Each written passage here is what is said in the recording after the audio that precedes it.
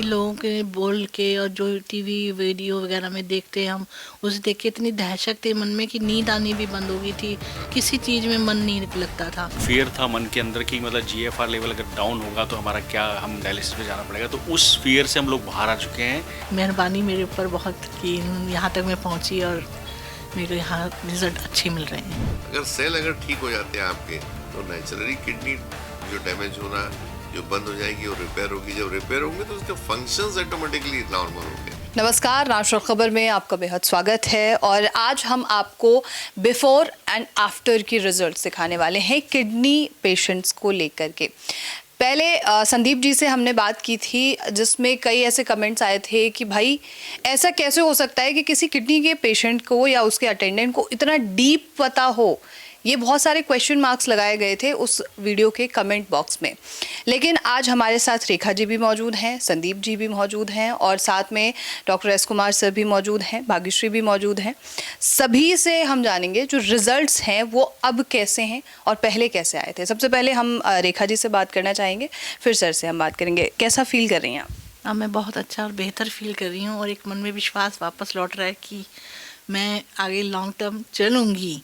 और जिसको मैं फेस जो मैंने किया था कि मैं एकदम हार चुकी थी कि लोग मुझे बोलते थे, बताते थे ये खाओ वो करो, ये दवाइयाँ वो दवाइयाँ। तो अब मेरे को बहुत फ़र्क लग रहा है। यहाँ दवाइयाँ खा जो भी देते हैं, सप्लीमेंट्स वगैरह इन्होंने दिए हैं और काफ़ी फ़र्क है। मेरे अंदर भी एक स्ट्रॉन्गनेस आ गई है कि हाँ मैं आगे चलूँगी और जो मेरा सेल्फ कॉन्फिडेंस बढ़ चुका है मेरा। और मैं यही फील करती हूँ कि और अच्छी हो जाऊँ और इनकी मेहरबानी मेरे ऊपर बहुत कि यहाँ तक मैं पहुँची और मेरे यहाँ रिजल्ट अच्छे मिल रहे हैं। बिल्कुल। जीएफआर आपका 18 तक पहुँच चुका था, जिस तरीके से 16 तक पहुँच चुका था, संदीप जी ने बताया था उस वक्त। आज क्या है? हाँ 23 पॉइंट कुछ है। 23 पॉइंट समथिंग है। ये कितने दिनों के अंदर में आया? ये 2 नहीं, आई थिंक ये आ चुका है 1.5 महीने के आसपास में आ गया था। ये 1.5 महीने के आसपास में 23 तक आ चुका है। बहुत बेहतरीन। क्या कहना चाहेंगे यहाँ के ट्रीटमेंट के बारे में? बेसिकली जो एक फियर था मन के अंदर कि मतलब जीएफआर लेवल अगर डाउन होगा तो हमारा क्या, हम डायलिसिस पे जाना पड़ेगा। तो उस फियर से हम लोग बाहर आ चुके हैं और बड़ा ही मतलब फ्री फील करते हैं कि अब ये शायद वो खतरा जो हमारे ऊपर था वो टल चुका है हमारे ऊपर। और इसी उम्मीद में जो है हम कंटिन्यूटी बना के रख रहे हैं कि ताकि कल को जो है और हेल्थ अच्छी हो किडनी की, और ताकि ये सब चीज़ों अंदर जो होता है दिमाग में डर होता है किसी को, किडनी पेशेंट को, उस चीज़ से बाहर हम लोग आ जाएं पूरी तरह से। मतलब अभी भी हम आ चुके हैं बाहर, क्योंकि जो 2 महीने पहले का जो सफ़र था वो बड़ा डरावना था कि अब हमारा क्या होगा, हमें वापस वही किडनी डायलिसिस वगैरह ट्रांसप्लांट के लिए सोचना पड़ेगा। तो that part is not there now. Dialysis कराने की अब ज़रूरत नहीं पड़ी, नहीं लगती, मुझे लगता है कि अब नहीं लगेगी और इससे बेटर और बेटर होगा। उस वक्त जब हमने संदीप जी से बात की थी सर, आपने भी कमेंट बॉक्स में ज़रूर पढ़ा होगा कि ये कमेंट आया था कि इतना गहराई से किसी को कैसे पता हो सकता है कि इन्होंने ही प्लॉट किया हो। इसके बारे में आप क्या कहेंगे? इन्होंने का मतलब है आपने प्लॉट किया हो। अभी देखिए, 2 चीज़ें हैं। सच कभी छुपाया नहीं जा सकता। सच तो सच है, हमारे बोलने से कुछ नहीं बदलने वाला है। भाई जो कमेंट्स आते हैं, कमेंट्स इसलिए कर रहे हैं कि ये अविश्वसनीय चीज़ है, तो हर आदमी को लगता है भाई ये ऐसा होता होगा करके। लेकिन जिन लोगों को ऐसा लगता है वो हमारे ओपीडी में आए, इन लोगों से मिले, रिपोर्ट्स देखें, तो हर चीज़ क्लियर हो जाती है, उसमें से कोई नई बात नहीं है। तो जो कमेंट्स जो है, कमेंट करने वाले को सोचना चाहिए कि भाई उनको उतना नॉलेज है क्या। सबसे पहले आज आके क्या होता है, कोई भी आदमी कमेंट कर डालता है, नॉलेज बिल्कुल नहीं है, अधूरी नॉलेज होती है। तो अधूरी नॉलेज के ऊपर से किसी नतीजे पे पहुंचना ये बिल्कुल गलत है, चाहे हमारा फील्ड हो या कोई भी फील्ड हो। बिल्कुल ठीक है। जिस तरीके से आप डायबिटीज़ में कुछ एक्स्ट्रा टेस्ट कराते हैं और कहते हैं कि बाहर जो है अधूरे जांच हो रहे हैं, क्या किडनी के लिए भी आप कोई एक्स्ट्रा टेस्ट करा रहे हैं? ऐसा ही है, इसमें सिस्टेटिन सी करके एक टेस्ट होता है और जीएफआर इंडिया में बहुत कम लोग कराते हैं।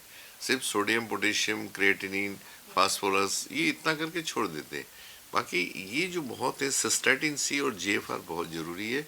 वो बता रहा है कि आपका ग्लोमेरुलर फिल्ट्रेशन रेट कितना है। तो पहले जैसे आए थे इनका 18 था, आज 23.81 हो गया है। तो ये ग्रेजुअली बढ़ते जा रहा है ये। तो वो क्या हो रहा है कि जैसे मैंने बताया कि हमारे इसमें कि जैसे डायबिटीज़ कोई बीमारी नहीं है, वैसे किडनी का डैमेज, किडनी भी कोई बीमारी नहीं है ये, वो डैमेज हो गई है, पार्ट डैमेज हो गया है। तो उसको क्या कर रहे हैं, जिससे वो डैमेज हो रहा था उसको हमने किया अलग और उसको रिपेयरिंग सिस्टम में लाया। क्योंकि जो बेसिक्स प्रॉब्लम है, जो हमेशा मेरे वीडियो में बोलता, आज भी बोलना चाहूँगा, our foundation is a cell, cell become a tissue, tissue become organ, organ become a system, system becomes a body. तो आप डायरेक्ट ऑर्गन के ऊपर जाएंगे तो ऑर्गन कभी ठीक होने वाला नहीं है, उसके फाउंडेशन में जाना पड़ेगा सेल के। अगर सेल अगर ठीक हो जाते हैं आपके, तो नेचुरली किडनी जो डैमेज होना जो बंद हो जाएगी और रिपेयर होगी। जब रिपेयर होंगे तो उसके फंक्शंस ऑटोमेटिकली नॉर्मल होंगे। हम फंक्शंस रिपेयर करें अपने आप होते हैं, वो तो खुद ही होने शुरू हो जाते हैं जब आप सेल्स पे काम कर रहे होते हैं। देखिए अभी बीज अगर झाड़ लगाया है तो बीज को थोड़ी बोलते फल दे, फल तो अपने आप लगेंगे, फल अपने आप लगने वाले हैं, बीज सही चाहिए। तो यही चीज़ें हैं, विरोधाभास जरूर है, लेकिन साइंस से मैं हमेशा बोल रहा हूँ, मैं स्टूडेंट हूँ, मैं बायोकेमिस्ट हूँ, फार्मास्यूटिकल इंडस्ट्री मेरा बैकग्राउंड रहा हुआ है, तो मैं किसी भी चीज़ के तह पे जब तक नहीं जाता हूँ, मैं ना कमेंट करता हूँ ना मैं आगे बढ़ता हूँ। मैं आज ऐसे बहुत सारे पेशेंट्स हैं, और अभी ये पेशेंट्स तो होते ही नहीं हमारे, पहली बार बोला है मैंने कि हमारे परिवार के सदस्य हैं, जो भी आता है परिवार का सदस्य है। और सबसे पहले तो हम ह्यूमन बीइंग हैं। आज ह्यूमैनिटी के हिसाब से भाई पहले उनसे बात तो करो, आदमी वैसे ही डरा हुआ रहता है नेगेटिव थॉट प्रोसेस में, क्योंकि इतना सुन चुका होता है, इतने वीडियोस और इतना चल रहा है कि आदमी थका हुआ रहता है आदमी। तो जब यहाँ आता तो सस्पिशियस माइंड से आता है। मेरे साथ भी तो यही हुआ था ना कि लोगों के बोल के और जो टीवी वीडियो वगैरह में देखते हैं हम, उसे देख के इतनी दहशत थी मन में कि नींद आनी भी बंद हो गई थी, किसी चीज़ में मन नहीं लगता था, बस अपने में डरे बैठी रहती थी मैं कि पता नहीं कब मेरा बुलावा आएगा। तो मगर अब मैं कहती हूँ वो चीज़ें मेरे अंदर ख़त्म हो चुकी हैं बिल्कुल ही। और एक अपने आप में चेंजेस देख रहे हैं ना, आप टेस्ट बता रहे हैं, इंडिकेट कर रहे हैं, बस सिम्टम के अलावा सिस्टम भी आपका बता रहा है कि आपकी सब सारी चीज़ों में इम्प्रूवमेंट है। तो एक जो होता है ना, सबसे पहले तो ह्यूमैनिटी, ह्यूमन बीइंग की जो परिभाषा है उसको समझना बहुत ज़रूरी है। और हर जगह यही होता है कि इतने लोग बोलते हैं कि ठीक ही नहीं हो सकता है, तो नेगेटिव थॉट प्रोसेस में जाने के बाद आदमी कभी हीलिंग नहीं होती है। हाँ, एक बात मैं यहाँ पे कहना चाहूँगा कि देखिए सीधी सी बात है, जैसे जैसे हमारी सबकी उम्र बढ़ती है ना, तो हमें एक रियलिटी को एक्सेप्ट कर लेना चाहिए कि हमें अपने आप में चेंजेस लाना बहुत ज़रूरी है, जो कि किसी गाइडलाइंस में हो तो वो ज़्यादा बेटर होता है। अब जैसे सपोज़ हम बचपन से जो खा रहे हैं उसी को हम 60 साल में 50 साल में वही चीज़ें खाएंगे तो बॉडी उसको एक्सेप्ट नहीं करती है, और उसके ऊपर अगर आपको कोई डिजीज़ हो गई या कोई कमी हो गई आपके शरीर में तो आपको चेंजेस लाना बहुत ज़रूरी है। तो वो शायद यहाँ पर आके हमें जो सिखाया गया कि भाई आपको ये अब चीज़ें फॉलो करनी है तभी आप ठीक हो पाओगे, और अपने में कॉन्फिडेंस भी लाना है। तो हमने जो, मैं सही बताऊँ तो इनके साथ साथ मैंने अपनी डाइट भी कब खुद चेंज कर लिया। आज तक मुझे कोलेस्ट्रॉल कभी एक बॉर्डर लाइन पे रहता था मेरा, तो मैं सेटिस्फाई होता था कि यह बॉर्डर लाइन पे आगे नहीं बढ़ा, बट अब मैं मेरा कोलेस्ट्रॉल जो है 126 से ऊपर जाता ही नहीं है, जो कि बिल्कुल नॉर्मल रेंज है। तो मैं खुद हैरान होता हूँ कि मैंने इनकी बताई, इनफैक्ट इन्होंने मेरे से चार्ज नहीं किया, बट लेकिन मैं उसी सब में चल रहा है मेरा कि जैसे इनको बताते तो मैं भी फॉलो कर लेता हूँ कि खाना पीना वही हो गया, सब चीज़ें वही होगी, उबली सब्जियाँ खा रहा हूँ, कोई दिक्कत नहीं आ रही, क्योंकि इन्होंने कहा है कि उबाल लो और मसाला वसाला बना के वही टेस्टी बना के खा लो, चपाती आप सीधा जौ का वो कर लो, तो क्या दिक्कत क्या है। जब मेरा शरीर ठीक रहेगा तो उससे कोई फ़र्क वाली बात तो है नहीं। तो साथ में जो मेडिसिन्स हैं प्लस ये जो हमारा लाइफस्टाइल चेंज हो गया, ये गाइडलाइंस के अंदर ही हुआ है, तो बहुत फ़र्क पड़ा है, बहुत कॉन्फिडेंस लेवल हमारा पूरी फैमिली का बढ़ गया है। बिल्कुल सही है। आप कुछ कहना? मैं इतना ही कहना चाहूँगा कि हमारा जो फूड है इंडिया का, आज भी मैं बता रहा हूँ, डाइट थेरेपी का कंसेप्ट कैसा है। अप्रोप्रिएट मीन्स परफेक्ट, परफेक्ट का means scientific. The food which we are taking in India एक कल्चरल फूड है, इमोशनल है, ट्रेडिशनल है, सदियों से खा रहे हैं, और हम मास साइकोलॉजी में जी रहे हैं बेसिकली।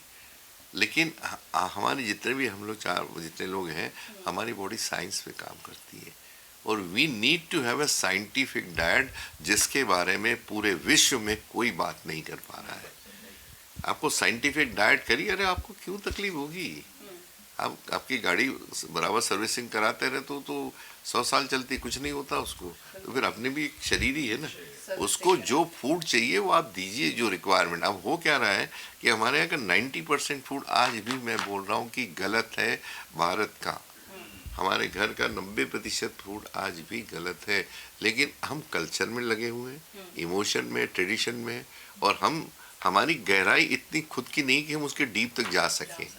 अगर कहीं अरे ऐसा कभी होता है क्या, यानी चीज़ को जब तक आप फाउंडेशन पे नहीं जाएंगे, जब तक सेलुलर लेवल पे नहीं समझेंगे, आपको रिजल्ट्स नहीं मिलेंगे और वो अपने आप को आत्महत्या कर रहे, ऐसा मुझे कहना है।